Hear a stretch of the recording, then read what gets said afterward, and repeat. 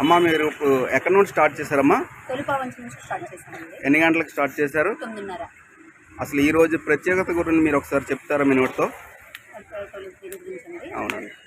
మేము గత 2008 నుంచి ప్రదక్షిణ చేస్తున్నామండి. ఓకే అమ్మా.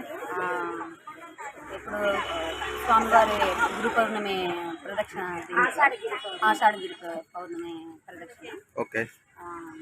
స్వామివారి దేవాలయం అందరినీ ప్రతి సంవత్సరం కూడా 14 years అయిపోయిందండి మేము తిరగడం మొదలుపెట్టి. ఓకే. దేవుడు స్వామివారి దేవాలయం చాలా బాగుందండి మాకు. ఆయన మహిమగల దేవుడు.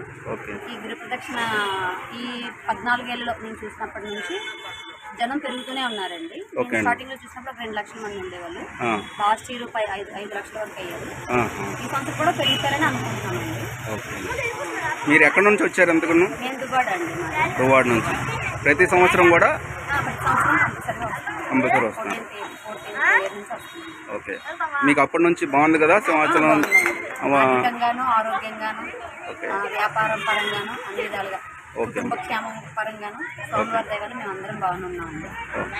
మన వైజాగ్ కూడా బాగుండాలని కోరుకుంటే ఎప్పుడు తిరుగుతాము. ఓకే ఓకే, బాగుంది. థ్యాంక్ యూ అమ్మా. మీరు చెప్పండి, ఎప్పటి నుంచి మీరు ఇక్కడ సింహాచలం గిరి ప్రదక్షిణ చేస్తున్నారు? ప్రతి సంవత్సరం కూడా చేస్తున్నారా? మధ్యలో కరోనా తప్పించి ప్రతి సంవత్సరం కూడా దేవుడి దైవాలు బాగానే గిరి ప్రదక్షిణ చేయగలుగుతాం. అన్ని విధాలు బాగానే ఉందండి దేవుడి దైవాల. ఇంకా ఎన్ని సంవత్సరాలు భగవంతుని నడిపిస్తే అన్ని సంవత్సరాలు ఆరోగ్యంగా తిరగాలనే కోరుకుంటున్నాం. 12 ఏళ్ళు అవుతుందా? ఇప్పుడు ఎన్ని సంవత్సరాల నుంచి తిరుగుతున్నారు మీరు? 12 సంవత్సరాలు. ఇది 12వ అవుతుంది. ఓకే. అప్పటి నుంచి మీకు బాగుందా? బాగానే ఉందండి. సింహాద్రి అప్పన్న మహిమ ఎలా ఉంది? మహిమ వల్ల బాగానే ఉంది.